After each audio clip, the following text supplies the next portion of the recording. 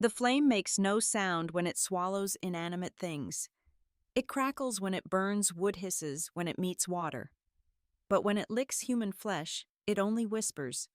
A dry, cruel whisper, and that was the first sound that signaled my world had shattered. Lily, my daughter, was on fire. She wasn't screaming from pain, but from sheer terror. A piercing, primal scream that tore through the silence of the afternoon in our suburban Louisiana home. She stood in the middle of the living room, her arms outstretched uselessly, and living orange flames were crawling up her princess nightgown, licking at her golden hair like the fingers of a devil. Isabel, the new helper we had hired, was holding her, but she wasn't trying to put out the fire. She just stood there embracing the burning body of the 5-year-old child with a terrifyingly calm expression on her face. "Isabel!" I screamed, a choked sound erupting from my throat. I lunged towards them, tearing my daughter from the woman's arms. The heat seared my skin instantly, but I felt nothing but icy fear. I ran while ripping the burning dress off Lily, throwing it to the floor before rushing into the bathroom. I turned on the shower, the cold water drenching her small, trembling body. The fire was out, but its whispers still echoed in my ears. When the steam cleared, I turned to look at Isabel. She stood at the threshold of the living room, her face impassive, not a single burn, not a hint of panic. "What happened?" I shrieked, my voice hoarse from smoke and horror. "Why didn't you do anything? The water basin was right there." Isabel just shrugged, a small, indifferent gesture that made my blood run cold. She was playing near the gas stove. The dress caught fire. My eyes scanned my own hands. 5 fingers red and blistering, the flesh seared. The water had extinguished the flames, yes, but not the horror. Isabel didn't have a single burn on her hands, as if the fire had only touched my daughter, as if she were an invulnerable entity. But the fire wasn't the beginning. It was the answer to a question I didn't even know how to ask yet. My battle had begun long before, in the shadows of my childhood nights. I grew up in a small town nestled by the swamps of Blackwater Creek, where stories of spirits weren't legends to scare children, but truths whispered in silence. Their magic didn't make people shiver with curiosity. It made them tremble with fear. My name is Sarah. From my earliest years, I knew I was not alone. Something was always following me, a shadow, a cold breath on the back of my neck, sometimes footsteps that were not my own. I felt it, and no one could convince me otherwise. Every night while other children slept soundly, I had to fight. My dreams were battlefields. I ran barefoot through dense forests, pursued by hooded figures, women witches. Their faces were blurry, but their intentions were clear to capture me. Other nights I dreamt I was in abandoned farmhouses collapsing around me. The ground cracked, the walls crumbled, and they came ever closer. I would often wake with a start, my heart pounding like a war drum, drenched in sweat, exhausted. Sometimes my legs were covered in scratches, even though I hadn't left my bed. But one thing never changed. I prayed.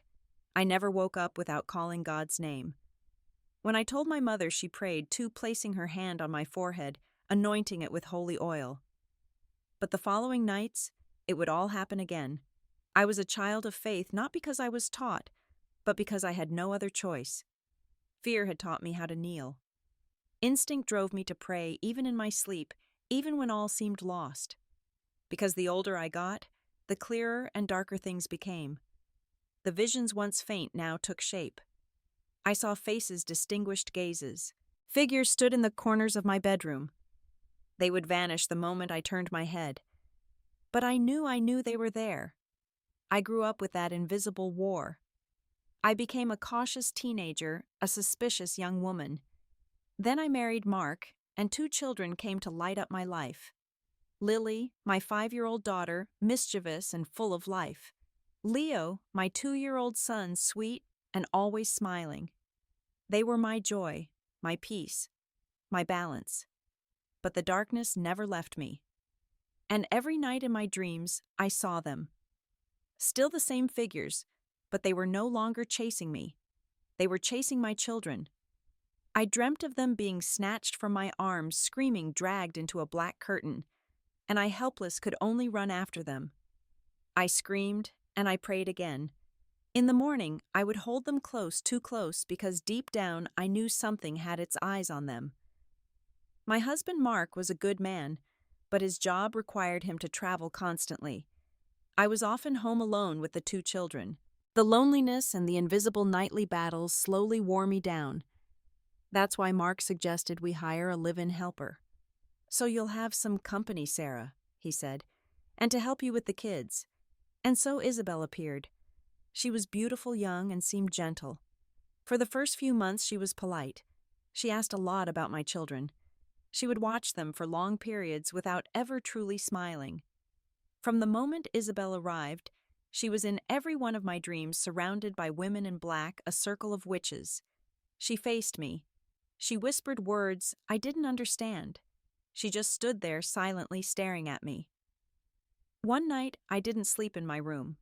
Mark was away again. I laid out a mattress in the living room with the children. The TV was on, a few laughs, a little warmth. This had become our sanctuary.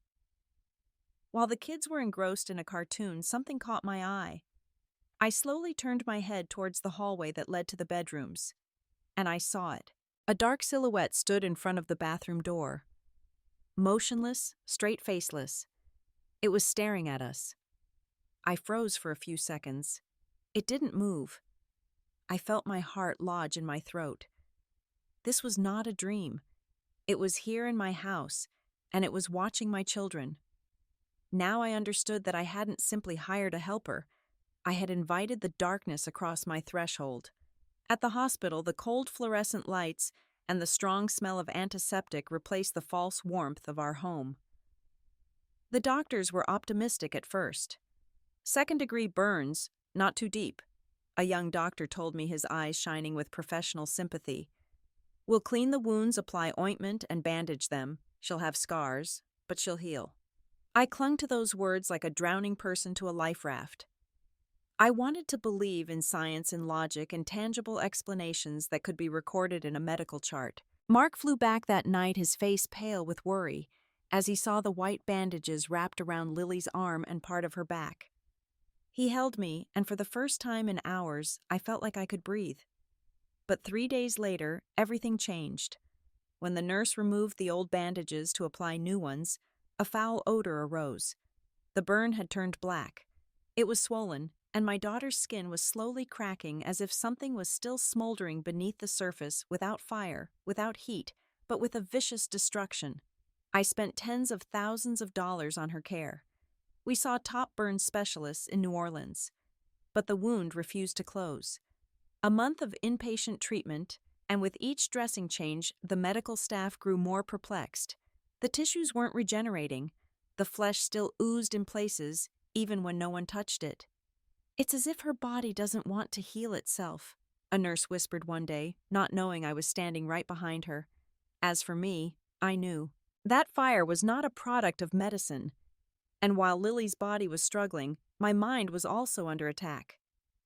One night, exhausted from worry, I fell asleep in the armchair in Lily's hospital room. Sleep came quickly, but it brought no rest. In my dream, I found myself standing in the middle of our living room. The dark shadow from the hallway had returned. This time, it didn't just watch. It moved towards me, its long arms like dry, gnarled branches. I couldn't move. It bent over me, its face a void, just a vibrating mass of darkness and an icy breath. Then, without warning, it hit me. Once, twice, 3 times. I screamed in my dream, but it didn't stop. When I opened my eyes, I was still in the chair, but the pain was real. My back was throbbing, my arms felt heavy. Every muscle in my body ached, as if I had been brutally beaten. I couldn't stand up.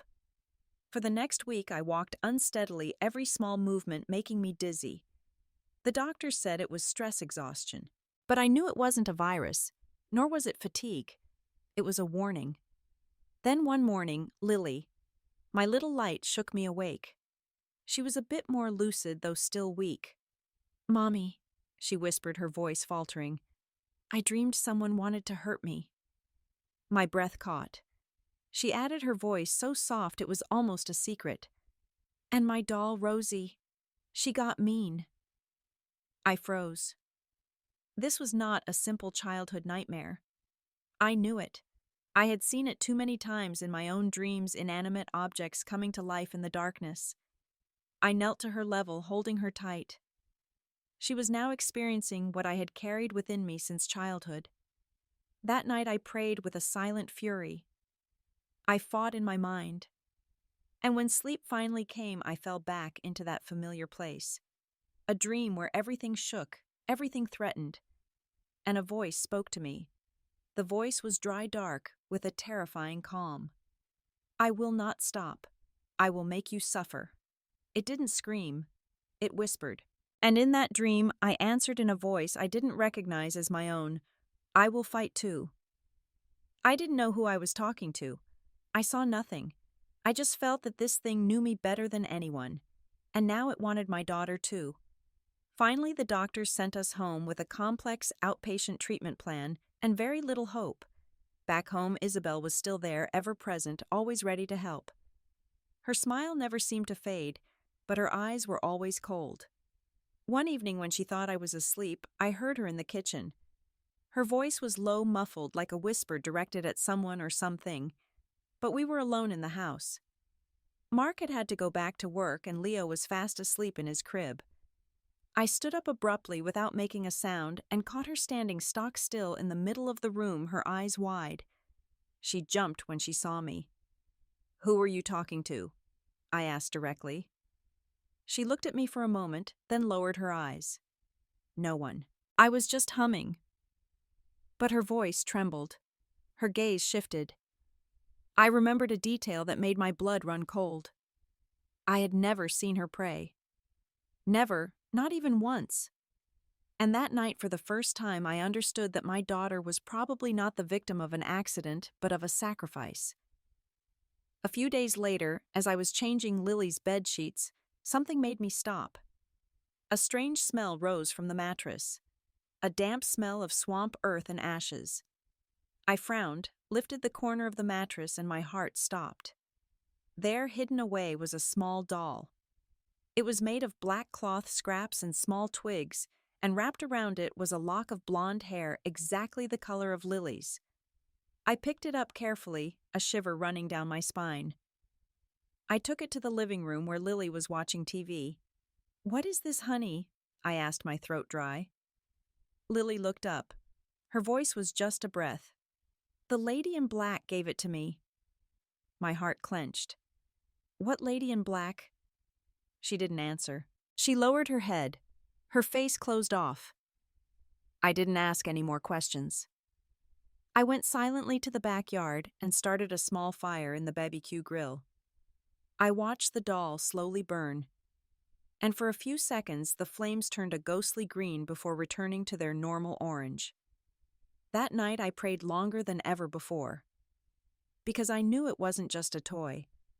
It was an offering. The fire had turned the doll to ash, but it hadn't burned away the evil. On the contrary, my act of defiance seemed only to stir it to anger the invisible shadow that enveloped my family. That night, sleep was not an escape. It was a gateway. I dreamed that Lily and I were walking through a place that was not the Louisiana I knew.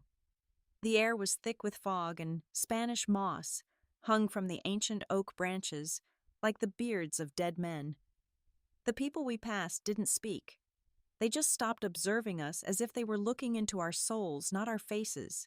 "Mommy, I'm thirsty," Lily said, trembling, her small hand clutching mine. I looked around in desperation. "Where is there water?" I asked an old man sitting on a fallen log, his eyes as cloudy as swamp water. He said nothing, just jutted his chin in a direction. We kept walking. Ahead of us, a stream appeared, winding through the gnarled roots. But this was not a river. It was a stream of black viscous water, thick as oil, silent and without a single ripple. I hesitated, but Lily's whimpers pushed me on. I bent down about to cup some water, but a voice behind me, cold and imperious, rang out. "You have no right to drink here." I spun around. A crowd had gathered, forming a silent circle around us, and Lily was gone. My heart shattered. "Lily, I screamed, my voice swallowed by the thick fog. Lily. I started running, screaming her name, searching every corner of this surreal world. I found her in a clearing. A tall man dressed in black from head to toe held her arm tightly. In his right hand was a long, gleaming knife that shone in the strange light of this place. And standing beside them, calm and regal as a queen, was Isabel. The crowd watched complicit. Why, I sobbed, my voice breaking, why do you want to kill her? She's my daughter. The man didn't answer. It was Isabel who spoke, her voice flat, devoid of emotion. She was offered as a sacrifice. We had no choice. I collapsed to the ground, kneeling on the damp earth. No, please take me, not her, I begged, screaming. The crowd stared motionless, as if fate had already been sealed. Then I woke up. I fell out of bed, gasping for air, a cold sweat covering my body. My bedroom was quiet, only the dim light of a street lamp filtering through the window. Leo was sleeping peacefully in his crib. Lily was breathing evenly in her little bed. It was just a dream. And then I smelled it. The smell of mud and rotting leaves. The distinct smell of the swamp. It was thick in the air. I looked down. On the hem of my nightgown there was a streak of damp mud and a few small strands of moss. The fear was gone, replaced by an ice-cold rage. I walked out of the room and went straight to the kitchen. Isabel was there, her back to me, humming a strange tune while making a cup of tea as if it were 3 in the afternoon and not 3 in the morning. Her nonchalance disgusted me. I saw you, I said. My voice was surprisingly low and steady. Isabel slowly turned around, a faint smile playing on her lips. Couldn't you sleep, Sarah? I saw you. In the dream. With them, I repeated, looking her straight in the eye. I expected her to deny it, to feign confusion, to call me crazy. But she didn't. Her smile widened, revealing a cruelty I had never seen before. Her eyes glittered with mockery. Oh, that dream, she said, her voice sickeningly sweet. What a shame you woke up so soon. My whole body went cold. It was a confession. What did you do to my daughter? I hissed. My hands clenched into fists. Isabel took a sip of her tea, her eyes never leaving mine. Me, I did nothing. I simply collected what was promised long ago. A pact must be honored. What pact? She set her cup down and took a step towards me. A chill radiated from her. You think your nightly battles were just nightmares, Sarah? You think you won them all by yourself all these years? She sneered, a horrifying sound. There is always a price for protection. Your mother paid it to keep you safe when you were a child. Now it's your turn to pay for your daughter. My whole world collapsed. My mother, she had died of a strange illness. The doctors could never diagnose, a sickness that had eaten her from the inside out. Who are you? I whispered, horror choking me. Isabel smiled. One last time, a smile full of power and victory. The dream was just the beginning, Sarah, she said. The real battle has yet to begin. The shock froze me for a moment, but then a mother's rage erupted like a hellfire. Isabel's confession didn't sow more fear. It gave me a target. The enemy was no longer an anonymous specter in a dream. The enemy had a name, a face, and she was standing in my kitchen drinking tea as if she owned the place. Get out of my house, I growled, each word as sharp as a knife. Isabel raised an eyebrow, feigning surprise. But Mark hired me. I said get out, I roared, the sound echoing in the silence of the night. I grabbed the paring knife from the cutting board. I didn't know what I would do with it, but its weight in my hand felt right. Now. For the first time, I saw a flicker of unease in her eyes. Not fear, but the annoyance of a predator whose prey had suddenly bared its fangs. She set down the teacup deliberately. You're making a big mistake, Sarah, she said softly, her voice returning to its deadly sweetness. The pact is not yet fulfilled. The debt will be paid. She turned and walked towards the back door without any hurry. She didn't grab her coat. She didn't grab her bag. She simply stepped out into the night and vanished as silent as a wisp of smoke.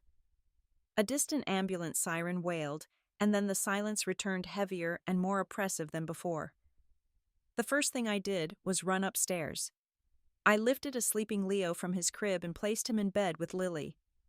I dragged the dresser in front of my bedroom door. It was a futile gesture, I knew. If she could attack in dreams, what good was a wooden door? But I needed to do something. I needed a physical barrier against a metaphysical threat. Then I called Mark. "Sarah, honey, what's wrong? It's almost 4 in the morning."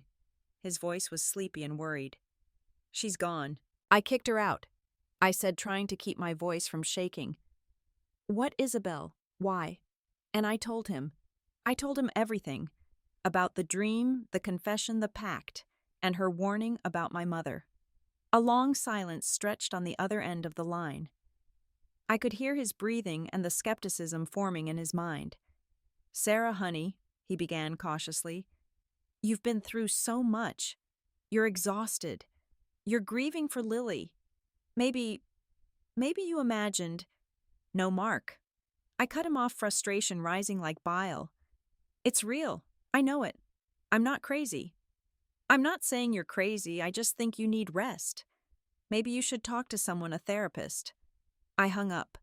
I loved my husband, but he lived in a world of spreadsheets and flights. He didn't live in my world, where shadows stood in hallways and burns refused to heal. I was completely alone. I sat on the floor, my back against the dresser, watching over my 2 children until the first streaks of dawn crept through the curtains. As the sun rose, some of my fear dissipated. Daylight brought a false sense of normalcy. But then I saw it. On the glass of the bedroom window, which overlooked the backyard, there was a handprint. It wasn't a smudge. It looked like it was made from condensation on a cold surface, except the glass was completely dry and the air in the room was warm. It was a slender, delicate handprint. Isabel's handprint. I shivered and stepped closer. I hesitantly reached out and placed my hand on the glass. A bone-chilling cold shot through my fingers, an unnatural, abnormal cold, like touching a block of ice on a hot summer day. And with the cold came a faint scent. The smell of the swamp. The smell of mud and decay. That's when I knew what I had to do. Mark's logic wasn't going to save us. Modern medicine had failed. I needed a different kind of weapon. I needed faith. I remembered my mother. She wasn't just a woman who prayed when she was scared. She had a deep, quiet faith. She used to go to a small old Catholic church on the edge of town, an old red brick building that most people had abandoned for more modern megachurches. It was where she had found comfort. I dressed the kids carefully, bandaged Lily's wound, and put them both in the car. I drove to St. Jude's, a place I hadn't set foot in for over a decade. The place smelled of old oak candle wax and incense. Sunbeams streamed through the stained glass windows, painting streaks of color on the empty pews. It was quiet. Safe. I found the priest in the back office. He was old with white hair and tired but sharp blue eyes. His name was Father Michael. "Father, I need help," I began, my voice trembling. He invited me to sit, looking at me with a profound patience. I told him everything from my childhood dreams to the fire, the doll, and the cold handprint on my window this morning. I braced myself for skepticism, for the same advice about psychological counseling that Mark had offered. Instead, Father Michael listened intently. When I finished, he folded his hands and looked at me for a long moment. The weariness in his eyes seemed to deepen. "You did not bring a demon into your house, my child," he said, his voice deep and authoritative. "You simply invited one of its servants in." Father Michael's words were not a comfort. They were a confirmation. The validation that I wasn't crazy brought a strange strength. The fear was still there, but now it was forged into a sharp weapon. "So, what do I do?" I asked, my voice barely a whisper. "We must cleanse the house," he replied, standing up. "We must reclaim that space in God's name and show it that it is not welcome there." He looked me straight in the eye. "But you must understand, Sarah. This is not a movie. There will be no 360-degree head turns or levitating beds. True evil is much more subtle. It works in doubt and despair. The biggest battle will be fought here, he said, tapping his temple. And here, he placed a hand over my heart. He gave me a small bottle of holy water and a dried palm frond from the previous year's Palm Sunday. He instructed me exactly what to do. Go through every room in the house, sprinkle holy water in each corner, and recite a simple but powerful prayer he wrote down for me. And burn this, he said, giving me a small piece of charcoal and some frankincense. Its smoke will purify the air. Finally, he looked at Lily, who was sitting quietly on a chair, fiddling with the edge of the bandage on her arm. And bring her here tomorrow morning. We will say a special prayer for her. As I drove home, a sense of determination grew. Leo and Lily had fallen asleep in the back seat. When we got home, I carried them to their room and put them to bed, kissing each on the forehead. Then I began. I started in the damp basement where the darkness seemed thickest. I lit the charcoal in an old ceramic dish, and the pungent aroma of frankincense began to spread. I sprinkled the holy water, and my voice, at first shaky, grew stronger as I repeated the prayer. In the name of the Father, and of the Son, and of the Holy Spirit, I command every evil spirit and every dark influence to leave this place. This is a house of God. You are not welcome here. I went from room to room. The living room where the fire had started, the kitchen where Isabel had made her wicked confession, the hallway where the dark figure had stood guard. In each room I repeated the ritual. When I reached the top floor and entered my bedroom, the air suddenly grew cold. The handprint on the window seemed darker, more defined. As I sprinkled the first drop of holy water on the windowsill, I heard a whisper. You can't win. It was Isabel's voice, but it seemed to come from all directions at once. It seeped into my mind. Your mother failed. You will fail too. I closed my eyes. Get out, I said aloud. Your daughter belongs to us. The pact was made. Doubt began to creep in, cold and slippery like a snake. Maybe Mark was right. Maybe I was just deluding myself. I opened my eyes and looked at my reflection in the window pane. For a moment, I didn't see myself. I saw a haggard, exhausted woman, her eyes sunken with fear. And then I saw Lily's reflection standing in the doorway behind me, her eyes wide. She said nothing, but her gaze said it all. She was scared and she needed her mother. Rage flared, burning away all doubt. I wasn't fighting for myself. I was fighting for her. I swung my arm and threw the entire bottle of holy water against the window. The instant the water hit the glass, a horrible hissing sound erupted like boiling water poured into a hot pan. The handprint faded and disappeared. At the same time, a sudden strong gust of wind blew through the room, making the curtains flap wildly and extinguishing the frankincense. Then everything fell silent. The cold was gone. The air felt clean again. I knew somehow that the battle was over, at least for tonight. The next morning, when I changed Lily's bandages, I almost didn't dare to look. But I had to. I carefully removed the old gauze, and I burst into tears. For the first time in over a month, the wound had begun to heal. The blackened skin had given way to a healthy pink. The swelling was noticeably reduced. It was still a terrible scar, a permanent reminder of what had happened, but it was no longer an open weeping wound. It was closing. Her body finally was being allowed to heal itself. I never saw Isabel again. Mark came back that weekend, and although he still didn't fully understand, he saw the change in me, and more importantly in Lily. He didn't mention therapists anymore. He just held me tight. Life didn't go back to normal. How could it? I had seen the world behind the veil. I knew there were invisible battles being fought around us every day. My nightmares didn't completely disappear, but they changed. Now in my dreams, I no longer run. I stand and fight, and I'm never alone. Lily's scar remains a gruesome map on her perfect skin, a permanent mark of fire and faith. Sometimes when she thinks I'm not looking, I see her touch it lightly. But there is no longer fear in her eyes. Every night before we go to sleep, we pray together, not out of fear, but out of gratitude. Because we know that the darkness can be very real, but so can the light. And sometimes all it takes to push back the darkness is to simply call on the light in a house cleansed by holy fire and a mother's tears.